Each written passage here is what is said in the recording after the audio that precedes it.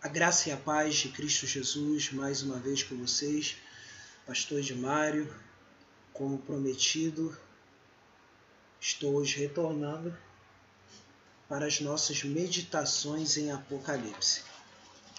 Eu tinha feito a primeira meditação, na primeira meditação eu tinha explicado um pouco sobre questões de autoria do livro, data de composição, destinatário do livro. Hoje vou me ater somente ao texto que eu vou ler hoje. Aí, me atendo a esse texto, eu posso recapitular algumas ideias principais deles, principais desse texto para as nossas vidas. Vou começar a leitura agora, em nome de Jesus. Está começando agora, nesse momento. Então, o texto é o seguinte. O texto é Apocalipse 1, versículo 9 até o versículo 20. Então diz assim: Eu, João, irmão vosso e companheiro da tribulação, no reino da perseverança em Jesus, achei-me na ilha chamada Patmos, por causa da palavra de Deus e do testemunho de Jesus. Achei-me em espírito no dia do Senhor, e ouvi por detrás de mim grande voz como de trombeta dizendo: O que vês, escreve em livro e manda às 7 igrejas: Éfeso, Esmirna, Pérgamo, Tiatira, Sardes, Filadélfia e Laodiceia. Voltei-me para ver quem falava comigo, e voltado vi 7 candeeiros de ouro. No meio dos candeeiros, um semelhante a filho do homem, com vestes talares e cingido à altura do peito com uma cinta de ouro. A sua cabeça e cabelos eram brancos como a alva lã, como neve, os olhos como chama de fogo, os pés semelhantes ao bronze polido, como que refinado numa fornalha. A voz como voz de muitas águas. Tinha na mão direita 7 estrelas, e da boca saía-lhe uma afiada espada de 2 gumes. O seu rosto brilhava como o sol na sua força. Quando o vi, caí a seus pés como morto. Porém ele pôs sobre mim a mão direita, dizendo: Não temas, eu sou o primeiro e o último. E aquele que vive, estive morto, mas eis que estou vivo pelos séculos dos séculos, e tenho as chaves da morte e do inferno. Escreve, pois, as coisas que viste e os que são, e as que hão de acontecer depois destas. Quanto ao mistério das 7 estrelas que viste na minha mão direita, e aos 7 candeeiros de ouro, as 7 estrelas são os anjos das 7 igrejas, e os 7 candeeiros são as 7 igrejas. Louvado seja Deus. Então quer dizer, a partir daqui nós começamos a ter, nessa parte de Apocalipse, a visão propriamente que João teve na ilha de Patmos. Lembrando que a ilha de Patmos foi para João uma ilha-prisão. Por causa de quê? Por causa do testemunho da palavra de Deus, por causa do testemunho de Jesus, já que o cristianismo nessa época já estava incomodando o Império Romano. E lembrando que entre o ano 95 e 96, no reinado de Trajano como imperador de Roma, Trajano ele exigiu que todos os cidadãos romanos o chamassem de Deus, o que os cristãos não aceitaram.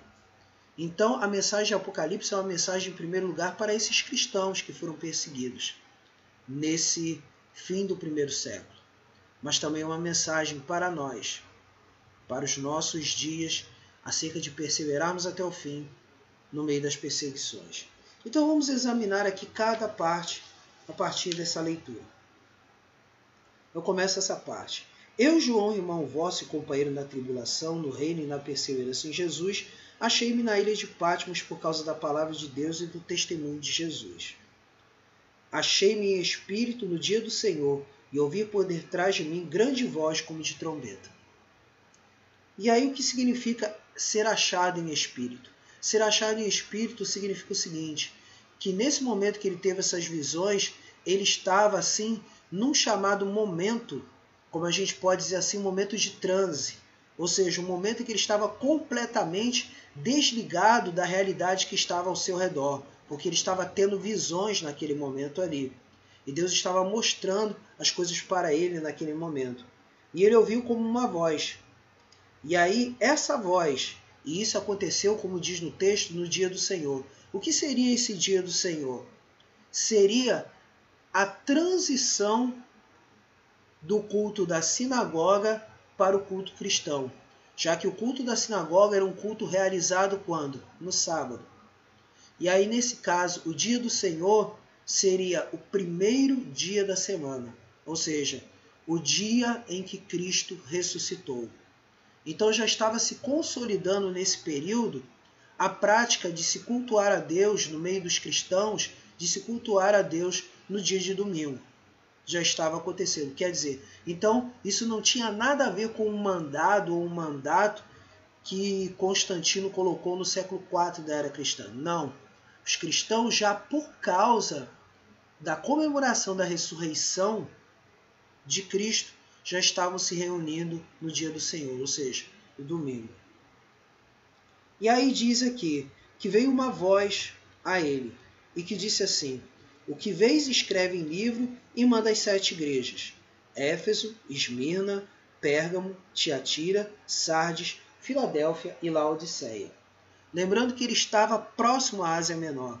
A Ásia Menor hoje é conhecida como Turquia. A Ásia Menor foi assim colocada 7 igrejas. E essas 7 igrejas, João já tinha conhecimento delas. E essas igrejas assim representariam uma ideia de quê? De unidade e de uma ideia de quê? De plenitude. Plenitude da revelação de Deus. Isso significa. E aí aqui é utilizada, né? Nessa visão aparece então os 7 candeeiros.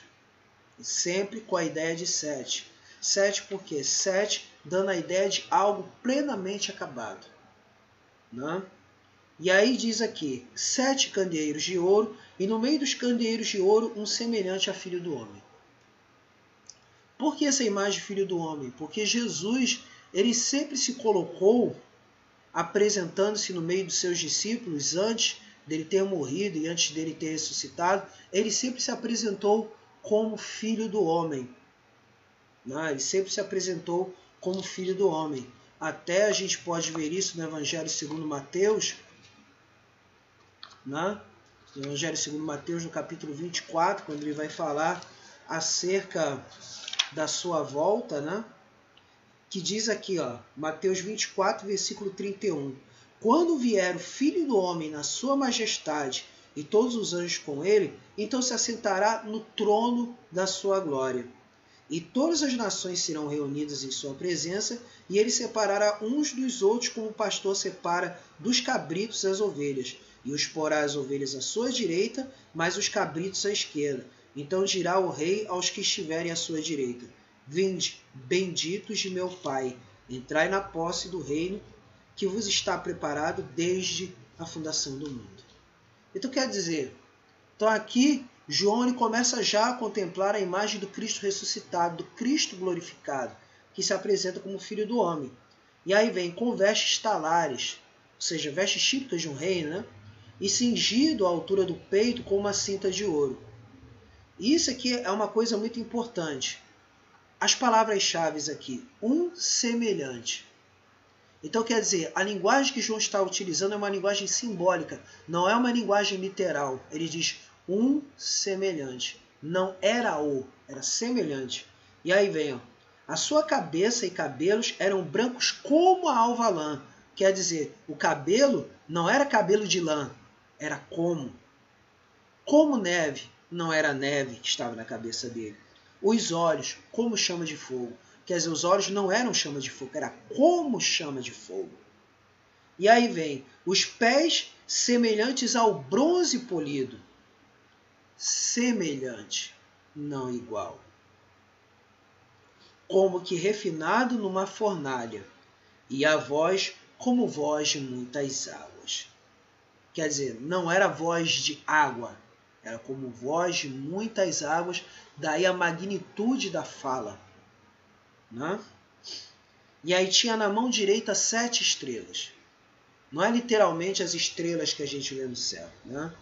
E da boca saía-lhe uma afiada espada de 2 gumes. Não era literalmente uma espada, mas sim algo semelhante a uma espada, dizendo que a retidão da sua voz, a retidão da sua mensagem, a capacidade daquilo que é dito lá em Hebreus, que é dito assim na Epístola aos Hebreus, que a palavra de Deus é como espada de 2 gumes, que tem a capacidade de dividir até a alma e o espírito, juntas e medulas, mostrando a sua eficácia. E aí mostra aqui, né? E o seu rosto brilhava como o sol. Não era o sol, era como o sol na sua força. E quando vi, aí nesse momento, né? Esse momento de transe que João teve, quando vi, caía seus pés como morto. Porém, ele pôs sobre mim a mão direita, dizendo, não temas, eu sou o primeiro e o último. Quer dizer, ele se utiliza da mesma linguagem que a gente acabou de ler em Apocalipse 1, versículos 7 e 8, quando fala de alfa e ômega. Por quê? Está falando o quê? Está falando da ideia principal da revelação de Deus. Qual é a principal revelação de Deus? A principal revelação de Deus é que Deus, diz assim, é aquele que é, que era e que há de vir. Então, alfa e ômega significa o quê? Primeira e última letra do alfabeto grego. Aí por isso que ele diz, porque eu sou o primeiro e o último, aquele que vive, estive morto, mas eis que estou vivo pelos séculos dos séculos e tenho as chaves da morte e do inferno. Quer dizer, mostrando que Jesus, com a sua morte e sua ressurreição, derrotou a morte. E não como muitos pregadores falam de que ele chegou e tomou as chaves da mão do diabo. Não fala que em nenhum momento Jesus tomou as chaves, porque chave significa autoridade. Jesus ele nunca precisou tomar a autoridade do diabo de nada. Ele sempre teve toda a autoridade. Tanto que o que acontece? Que ele já ressurreto, ele chegou e disse, toda a autoridade me foi dada nos céus e na terra. Por isso fazei discípulos de todas as nações. Então, o que a gente pode ver aqui?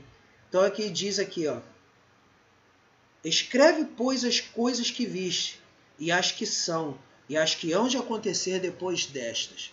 Quer dizer, desde já, o Senhor Jesus, ressurreto, já está mostrando a linha de tudo aquilo que ele vai mostrar a João ao longo de todo o livro de Apocalipse.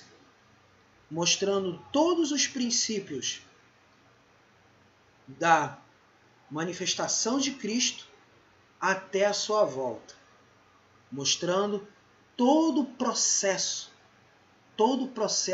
da redenção humana, todo o processo, né? E dele submeter todos os poderes nas suas mãos, todos os poderes, desde os poderes visíveis aos poderes invisíveis, desde os poderes humanos até os poderes do maligno sendo submetidos ao senhorio e ao poder de Cristo. E aí podemos ver, quanto ao mistério das 7 estrelas que viste da minha mão direita e aos 7 candeeiros de ouro e as 7 estrelas são os anjos das 7 igrejas e os 7 candeeiros são as 7 igrejas. Uma coisa interessante acerca dos 7 anjos, né, das 7 igrejas, é o seguinte, é que comentadores se perguntam de fato, o que seriam esses anjos? Seria literalmente uma mensagem dita a anjos que seriam responsáveis por cada igreja? Ou a anjos que seriam anjos de guarda dessas igrejas? Ou seriam, como diz a palavra angelos no grego, de onde vem a tradução anjo, seria literalmente mensageiros, porque a ideia de anjo é a ideia de mensageiro, seriam os mensageiros dessas igrejas, ou como alguns intérpretes que chamam esses anjos de bispos ou pastores dessas igrejas, né? Eu sou inclinado a dizer quanto a essa questão, né? Prefiro seguir como um dos comentadores William Hendrickson, de que esses anjos seriam na realidade quem? Seriam os bispos ou pastores, especificamente, dessas 7 igrejas, as quais foram assim escolhidas por Deus para ser trazida essa mensagem de consolo e encorajamento em meio à perseguição em Apocalipse. Então quer dizer, toda essa mensagem de manifestação do poder de Deus e de manifestação do Cristo ressurreto se dirige à igreja. E o que a gente pode assim colocar no nosso coração acerca de toda essa preocupação de Cristo para com a sua igreja? Isso significa o seguinte: significa que Deus até o fim está comandando a história. Deus até o fim está comandando todas as coisas. Deus até o fim quer nos encorajar para que não venhamos a olhar para trás, mas que venhamos a cada dia nas nossas orações dizer: ora, Maranata, vem Senhor Jesus. Ora, vem Senhor Jesus. Estabelece de uma vez por todas, consuma, complete, restaure, faça acontecer o teu reino em sua plenitude. É isso que esperamos da parte de Deus. Nós precisamos do início ao fim, independente do que acontecer daqui para frente, nos lembrarmos, hoje na atualidade, de que Cristo está no controle de todas as coisas e que Ele voltará eminentemente a qualquer momento. E é isso que precisamos estar atentos e devemos perseverar até o fim. Perseverar até o fim, confiar nele até o fim. Porque Ele tem chamado os seus eleitos, Ele tem chamado os seus escolhidos, desde a fundação do mundo, e louvamos a Deus por isso. Por isso, guarde no seu coração essa mensagem dessa noite. Guarde no seu coração uma das bem-aventuranças de Apocalipse. E uma dessas bem-aventuranças eu vou relembrar aqui mais uma vez. Eu vou estar passando essas bem-aventuranças. A primeira delas é essa: bem-aventurados aqueles que leem e aqueles que ouvem as palavras da profecia e guardam as coisas nela escritas, pois o tempo está próximo. Bem-aventurados aqueles que leem e aqueles que ouvem as palavras da profecia e guardam as coisas nela escritas, pois o tempo está próximo. Vamos orar? Nosso Deus e nosso amado Pai, muito obrigado por essa noite. Muito obrigado por mais uma vez estarmos lendo as palavras de bênção dessa profecia chamada Apocalipse. Que, ó Deus, o teu nome seja glorificado, que o teu nome seja exaltado, porque tu és o alfa e o ômega, o início e o fim de todas as coisas. Tu és aquele que é, que era e que há de vir. E por isso te louvamos, Senhor, porque tu tens nos dado o pão de cada dia. Tu tens nos dado livramento. Te glorificamos por tudo, em nome de Jesus. Amém. Veja este vídeo, medite na palavra de Deus, curta, compartilhe e inscreva-se nas nossas redes sociais, Facebook, Instagram e YouTube. Tá bom? Graça e paz vos sejam multiplicadas. Amém.